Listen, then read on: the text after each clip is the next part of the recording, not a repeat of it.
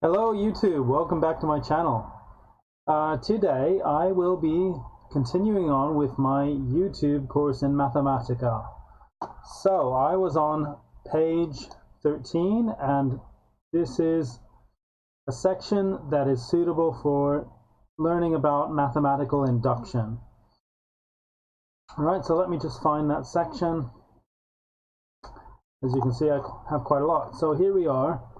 And we've just done the third exercise on this page, and now we're up to number 4. All right, but this number 4 is so simple. It doesn't really require any thinking because I've got it written out what to enter right here. So you just write factor integer if you are interested in the prime factorization of an integer. Right, this can be fairly handy in some situations. So I won't bother to do that one. I'll do question 5 as the first one. Okay, so let me find the file that I was working on. Seem to have misplaced it, so I'll just open a new Mathematica file. Okay, here we are, and let's get started. So we are going to test the conjecture. If the product of two positive real numbers is greater than 100, then at least one of the numbers is greater than 10. Okay, sure. So the product of two positive real numbers, let's consider them as x times y. So write x times y. Okay, now let's tabulate xy. All right, we'll tabulate not only the product of xy but x, y, the product in a triple. Okay, we'll tabulate this over x and over y. Now they're positive real numbers, and since this says real numbers, we're not dealing with integers, are we? So let's tabulate this over x going from 0 to 50, and then I want to do this in steps of 0.1. Okay, and let's do the same for y. So I'll take this section and I'll copy and paste, and I'll change that x to a y. Okay, so here we have it. This should produce some triples. Let's have a look. It's taking a while because there are many to do, right? There are probably 501 times 501 terms of that sequence or list. Okay, so here we have a list, and now we want to know is, so if this product is greater than 100, okay, so let's call this S. And let's take the jth element of S and pull out the third element of the jth element. So this is just x times y. So we'll say if this is greater than 100,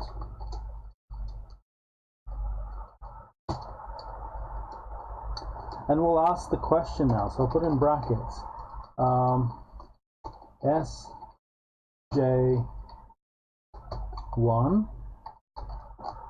greater than 10, or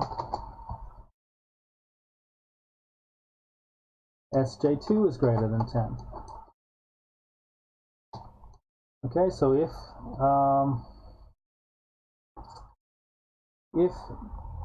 we do have xy greater than 100, this is a test. So this is true or false. question, right? Okay, and otherwise, let's just put 0. Okay, and now we can tabulate this over j. J goes from 1 to the length of s. Let's see what we get by pressing Shift and Enter. Okay, we get a long list. Okay, and now, since that is a long list and we want to know what's in it, so let's just put union in front. Union. Okay, see, Shift and Enter. Well, we still have a long list, don't we? Alright, so since that is a long list, well, I need to know what's going on in here. What have I done wrong? So instead of going to the length of s, let's just take that to 10. Okay, and I can see, well, this looks like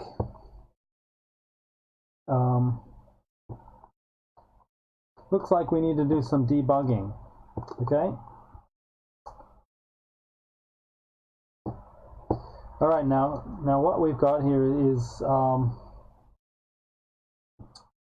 we have a question, but that question is said to be about the triple, right? And that's not what we want. What we actually want there is we want to ask a question of the number. All right, so SJ3. Okay, so look, the problem here is that we didn't flatten this because it's over two things, x and y, right? What this looks like is this array S it's an array of an array containing arrays, all right? So too many set brackets basically. So we will say S equals flatten S, and then we want to partition S into triples. Okay, now this should be the array that we want. And now let's try that again. Okay. Alright, so now that's fine, that works. Okay, so after looking at this for a little bit, I've seen what the problem was. Now, so I've just put in j equals 505 to test this out. And what I get out of that is this triple right here, 0.1, 0.3, 0.03 as the product of those.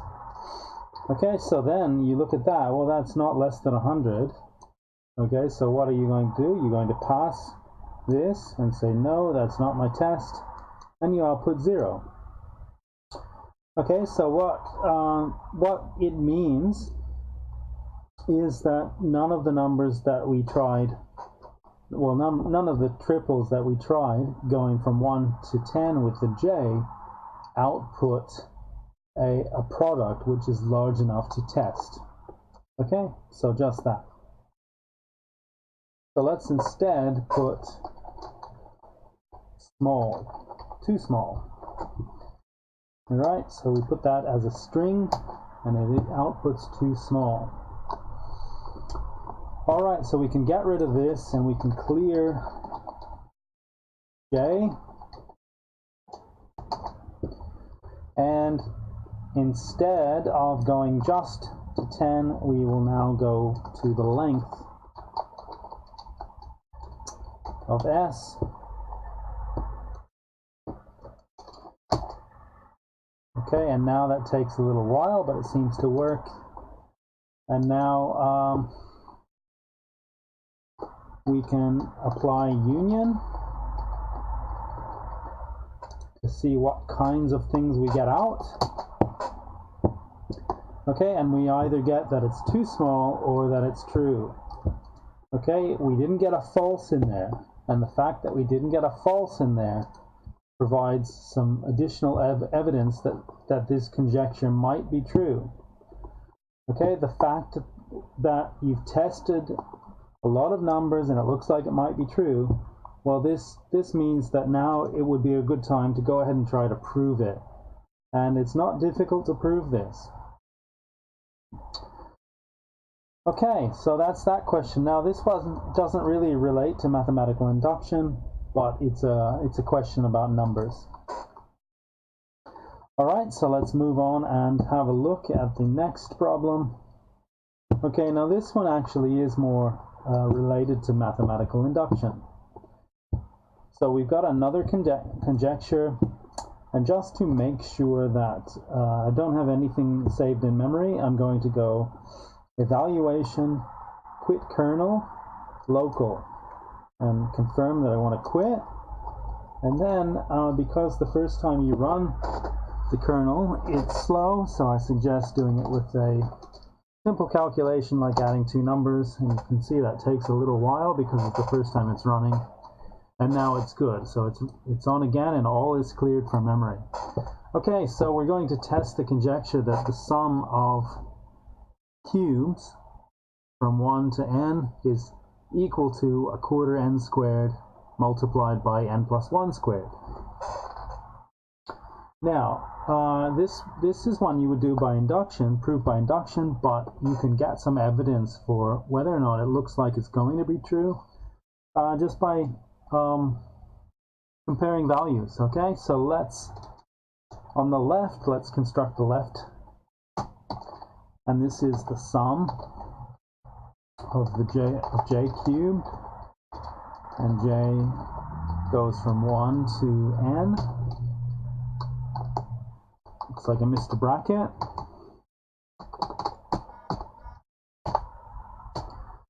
Okay, so we don't currently have a value in memory for n. Now let's write what we want on the left. Okay, so we have 1 quarter multiplied by n squared, and then this is multiplied by n plus 1 squared. Alright, let's just shift enter and see what we get. Okay, we get well, look, Mathematica's even output the formula for this in the first case. Alright, so that's just too easy. That's too easy. But let's just imagine that it didn't have this formula just built into it. Okay, what would I do? Well, I'd put these together and make a pair. Okay, I'd just make a pair like this, and then I would tabulate over the n. So n goes from 1 to say 20. Alright, these look to be the same. Well, we know that they are. And if we didn't want to do it that way and physically inspect every pair, you can just ask whether or not these are equal. So put equals equals instead of the comma and remove the bracket there. Whoops. Okay. Oh, silly me. I put the equals equals in the wrong spot. Go here. Sum. And then we can remove this bracket there. Alright, so this is the question, are those equal? And then shift enter. Well, in every case you have true, but again, you don't want to have to check every one of those as to whether or not they're true, so you can just remove duplicates by applying union. Okay, and now you see that it's true in each one of those cases. So you could try this for n up to say 200, and you get the same result. 2000, same result, takes a little longer, and so on. Okay, so unfortunately Mathematica had this built into it. Mathematica knows that this is the formula for the sum of the cubes from 1 to n. So sometimes it's a little bit too smart. Okay, let's have a look at the next problem. Well, you know what? That's probably enough for now. So let's stop and save the next problem for the next session. And I'll see you then.